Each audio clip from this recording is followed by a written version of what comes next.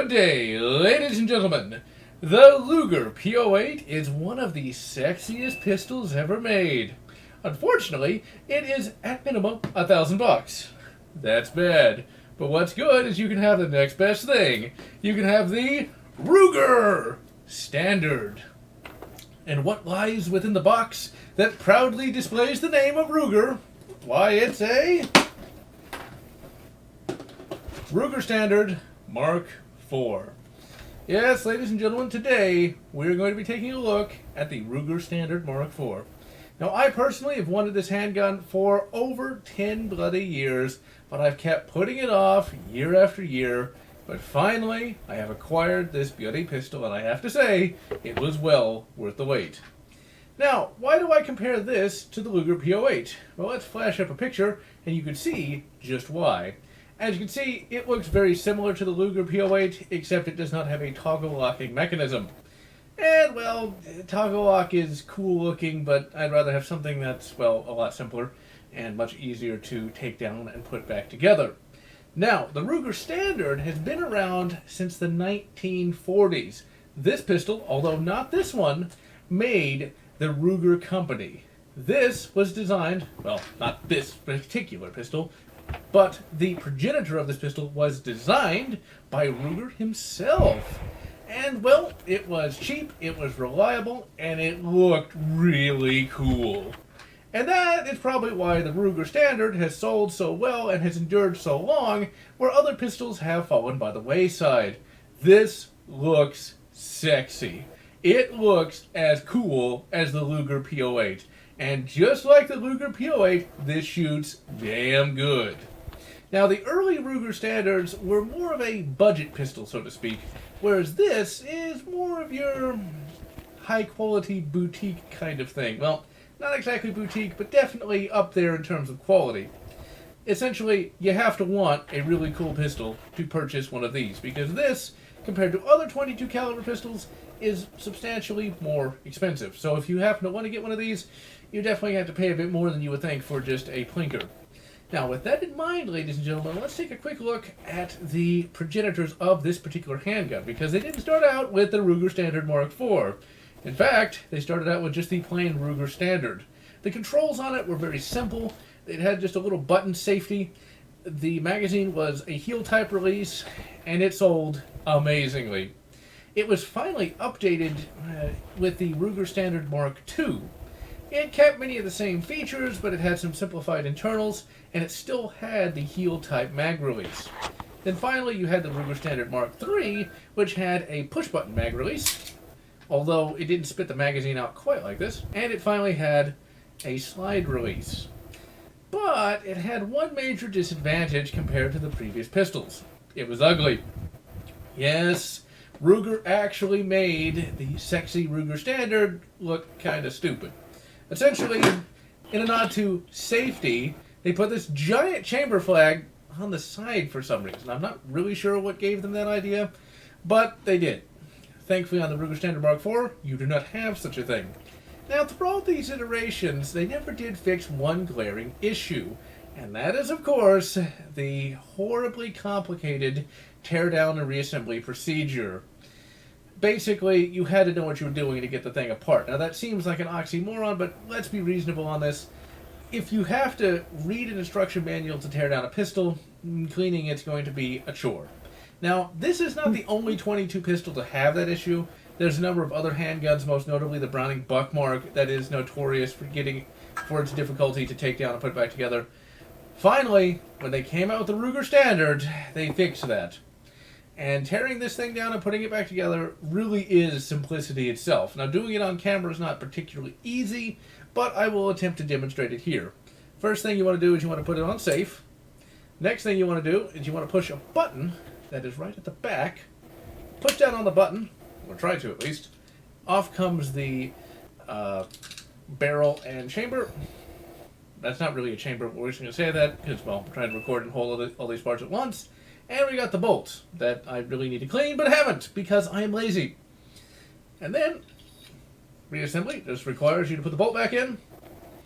And then all you got to do is line up the front here, make sure this little gubbin goes in a hole That's not suggestive at all. Once you do that, push down, and you are good to go. That is substantially easier than prying out a part at the back and all sorts of things like that. One great little improvement is, of course, the magazine detach. Just push it and it shoots it right out.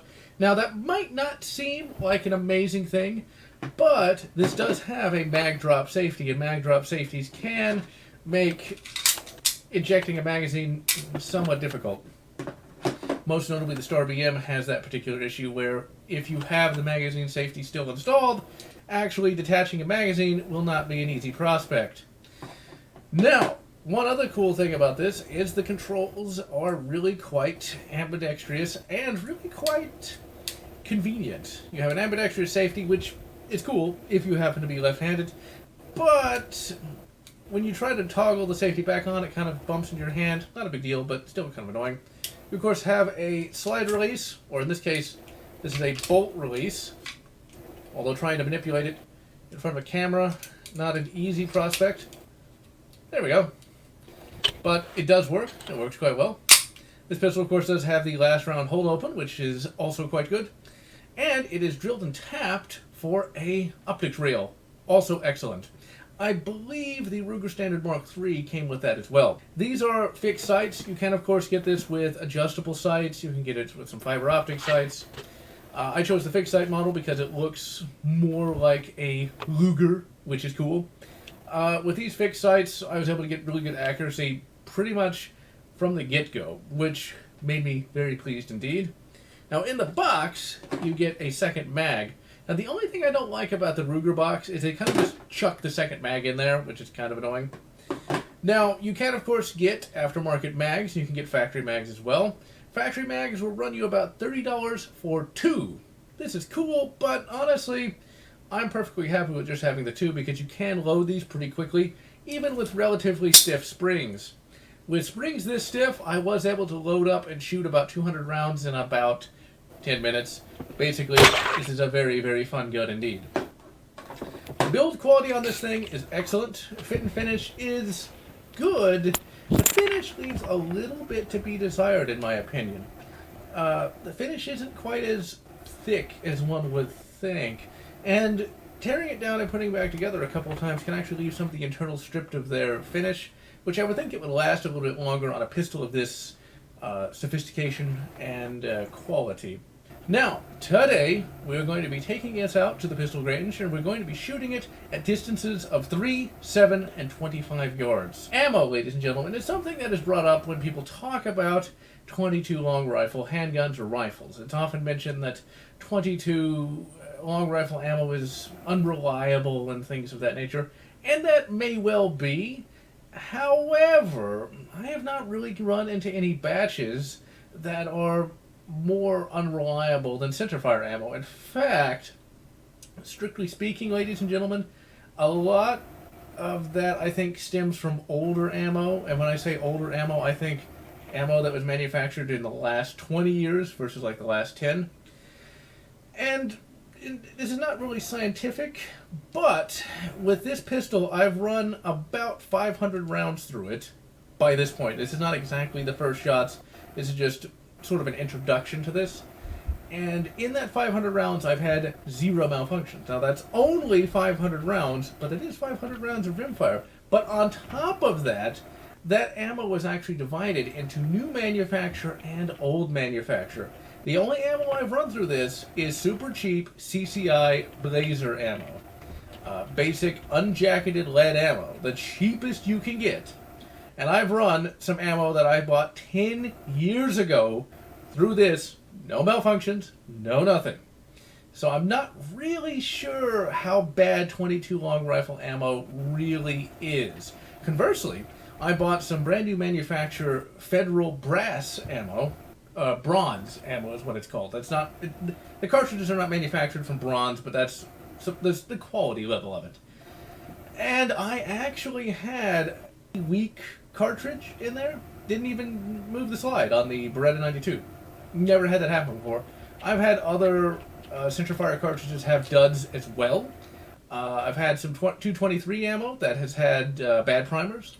I've had 44 Magnum ammo that's had bad primers. So, 22 long rifle, I would say, I guess if you're shooting really high volume, higher than, 500 rounds, you might run into some more issues, but I gotta say, it doesn't seem to me that it's that much less reliable than centerfire. So with that, ladies and gentlemen, we are going to take the Ruger Standard, and we're going to see what we can do with it. Alright, let's see what we can do.